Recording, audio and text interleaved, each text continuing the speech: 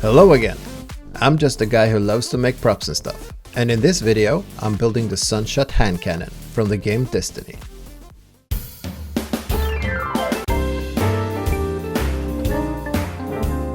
Every now and then there comes a game that just has it all, and for me that's the Destiny games. I believe most of all because I love the design and the concept art, the space guns especially. They sort of have the same feel as concept cars. And one of my favorites, the Sunshot, it could have been designed by Elon Musk if you ask me. I did some research and found some good reference pictures before I turned to Thingiverse. Of course, there were several models out there, and the one I landed on had a lot of community makes, which is always a good sign. The model was made by a guy named David, aka Oddworks. And as time would tell, it was a really thought out and good model. He even included some step-by-step assembly illustrations. You can find the link to it down in the description. I printed out all the parts and laid them out on the table. Before I went over all the pieces to check for print errors, and at the same time I kind of plan out the build in my head. I like to believe it helps me make less mistakes during the build. Nevertheless, I made several mistakes during this build. Some of them I put in the video, so hopefully you don't have to make the same mistakes. Next, I got out some materials and my favorite tools. I mostly use the Tamiya spot putty to hide all my crimes and seams when working on 3D printing. It doesn't smell much, it's easy to work with, and it's incredibly fast drying. I use a variety of small, I believe it's called spatulas, to apply the putty. They are all metal, so it's super easy to clean off whatever leftover you have with a box cutter or even some sanding paper to keep them smooth. I also use a range of files when cleaning up 3D prints. They are incredibly handy. And lots of sanding paper with different grits. I usually sand a print down to about 400 grit, but for some super shiny parts, I sand all the way down to about 1200 grit. I also use some super handy nail files and a toothbrush to clean out some of the hard to get to places. As I start the actual part of the build, I should probably mention I like to do a lot of the work to the pieces before I glue them together. I find it easier to handle this way. I give all the parts a good sanding before I start to apply the spot putty. I lay it down kinda heavy the first time around, or thick. That makes it look really messy before the second round of sanding.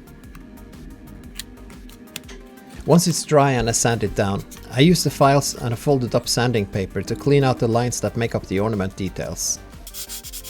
I find it impossible to get a good result after just one go, or at least I've never made it happen. So I apply some more spot putty and sand it down again. Then using different tools, I clean out the details and keep all the edges sharp. Getting close to finish, it looks like this. Clean edges and bevels, a smooth surface and no more print lines. Of course, it's nearly impossible to tell if you've done a good enough job before you paint it. So I like to give the parts a layer of primer at this time. It tends to reveal all the crimes. And sure enough, I could tell right away which parts that needed some more love. Who doesn't love sanding, right?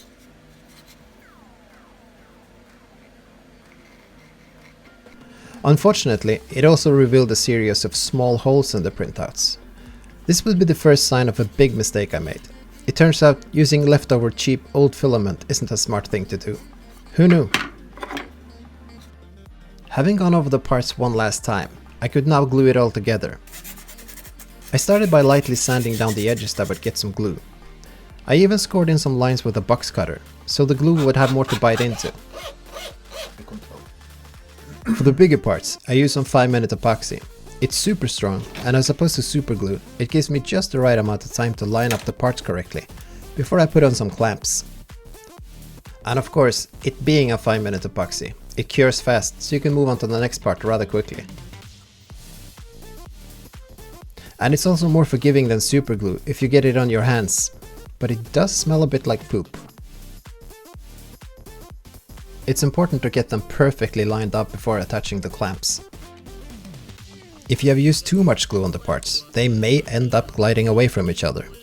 So keep an eye on them, even with the clamps on for the first couple of minutes. If you mess up this part of the build, I believe it's the only step which you don't get a do-over.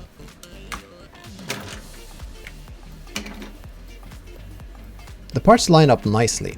Of course, I have to use some spot putty on all the seams to make it look perfect. But for now, I want to glue all the rest of the parts together.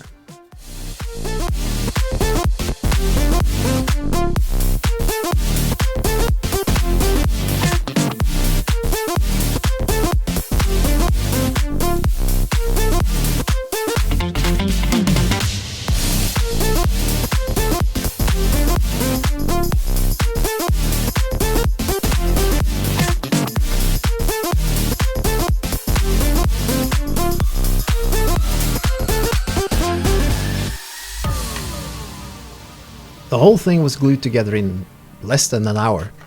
I have to say, David, aka Artworks, you have done a stellar work on this model. Unfortunately, on this last piece is where I really had issues with the bad filament. The top flat part had sort of wrapped upwards. It had a sort of a bend to it. I really should have just printed out a new part, but instead I decided to try and salvage it by gently heating it up and then pushing it back to shape again. I put some wedges in the front gap, so that I could apply pressure while gluing it in place. That seemed to be a smart solution, or at least until I glued on the last piece. An hour ago it was a perfect fit, but apparently this filament shrinks a lot when applying heat, even as careful as I was. I had to use a lot of spot putty to cover that up, but eventually that mistake was fixed. Fully assembled, the hand cannon was quite a bit bigger than I expected. But I don't mind, it looks awesome.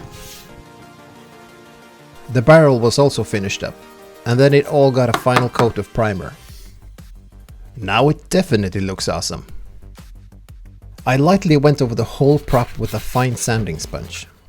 This is to prevent the paint from peeling off over time. That has happened to me before, especially when airbrushing with a lot of thinner or reducer in the paint. I wanted a really shiny new feel to this prop, so it was all going to be airbrushed, mainly with some Tamiya acrylic paints, but also with some, I believe it's pronounced enamel paint. I've never used that before, and also I've never airbrushed a whole prop before. And I'm really looking forward to airbrushing this piece, especially if I can pull off that burnt metal look. This first part was pretty straightforward, just some flat black paint and no masking. The barrel also got the same treatment before I applied a coat of matte varnish. I was looking for that matte finish. I believe that's going to look so cool against the high glossy gold paint that I wanted for the top of the barrel. I do believe that some of the secret to getting a good result when airbrushing like this is doing a good job with the masking. So for masking I use a variety of tapes. You got your standard blue masking tape, which doesn't stick all that well, which is a good thing when you're handling relatively fresh paint. And then there's my favorite, the white elastic one, which is perfect for round corners and small details.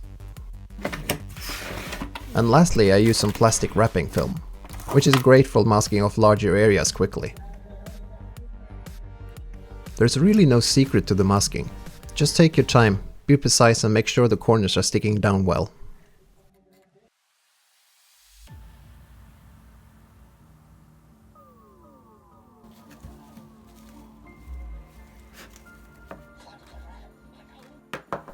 When it was time for the gold paint, I still wasn't sure which type of paint I would use. I knew I wanted a shiny look, so I did some tests. Unfortunately, the spray can version that I decided on wasn't the best option. Another mistake, I guess. The paint was all runny and saggy. It even started to form some shades because it was eating up the primer.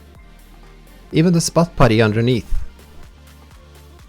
I guess this is a do-over. A quick time out and some sanding later, and I was ready to do it the right way. But this time I'm sticking with just the Tamiya paint. This paint was actually recommended to me by a maker named Cosplay Tinker, and I have to say it's wonderful to airbrush with. I have to say, airbrushing with this enamel paint was super easy, and it came out looking amazing.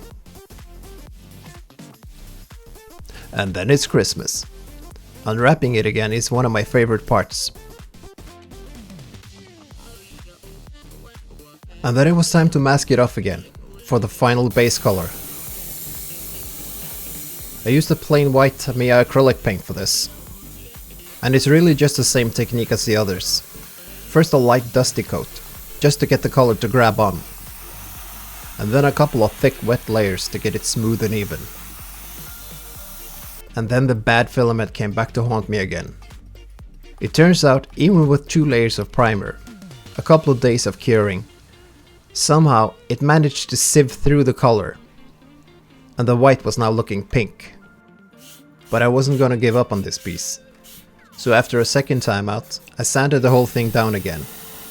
And then I gave it a thick coat of some varnish, just to try and seal it in before applying the white again. I left it to cure overnight. And it seemed to have worked. So the next step was to seal it with some matte varnish. And just as it was about to be Christmas again, I got a third time out during this build. This time it was totally my mistake. I had masked off the gold paint too early, and the plastic wrapping film had left marks all over the paint job. I guess every now and then you get a prop build that you just struggle a lot with, and those are the builds you learn the most from, isn't it? Anyways, I did some wet sanding, some more airbrushing, and a couple of coats of brilliant varnish, and then it was finally time to try out that burnt metal look.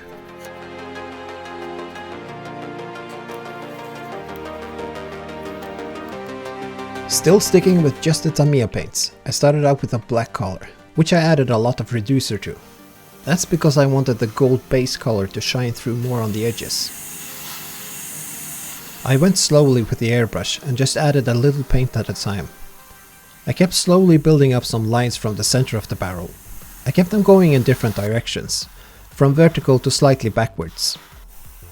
Then filling in those lines again, they became triangles, or sort of arrows that went upwards and backwards. Once I was done with the black color, I started adding in some reds on all the edges. Then I followed up by adding some bronze silver. That was to add some lights again. Then airbrushing in some metallic blue over the light bronze color, I was hoping to get in some bright blues. And that the black parts would get that shiny but still matte dull look. Kind of the same look you would get from rubbing some graphite powder on a matte black color. When going for that burnt metal look, I believe you usually go for brighter colors and stick to red, blues and greens and so forth. But I wanted a different look, with a lot of soot going all the way along the barrel, just as if it had given off a lot of exhaust while being used. I painted on some more details, and then it was time for the final part, the weathering. The plan was never to go too heavy on the weathering of this prop, but I needed some more shades and dirt on this piece to really sell the look. Now how would it look naturally? So I spent a couple of minutes planning it out before I started. Of course, I went with some oil paints for this piece. And I started by smoothing or blending out some of the edges that was masked off earlier. They looked too sharp. Then I brushed on some brown earthy colors in the places I wanted, before wiping most of it off again. Not to go too heavy on the weathering, it's a good tip to stop and really look at the piece and see if you're going in the right direction. You can always add more, but it's hard to go back again. And then I just repeated this process in all the places that made sense to me.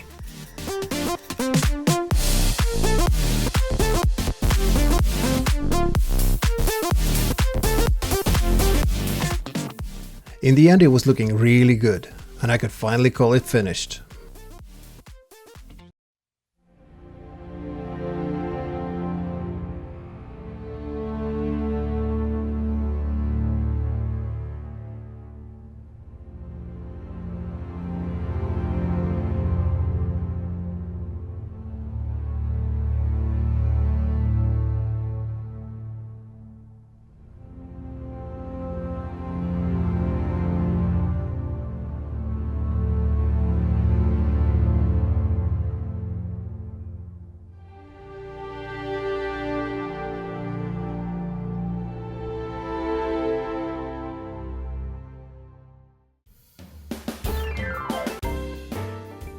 Yeah, I'm not one for running around the house with a toy gun. Or am I? One thing's for sure, I love this piece, and I love taking pictures of my props, and even playing around with some special effects. And that was it for this video. I hope you liked it. And if so, make sure to subscribe and hit that bell, and I will try and share my next build with you. Thanks for watching.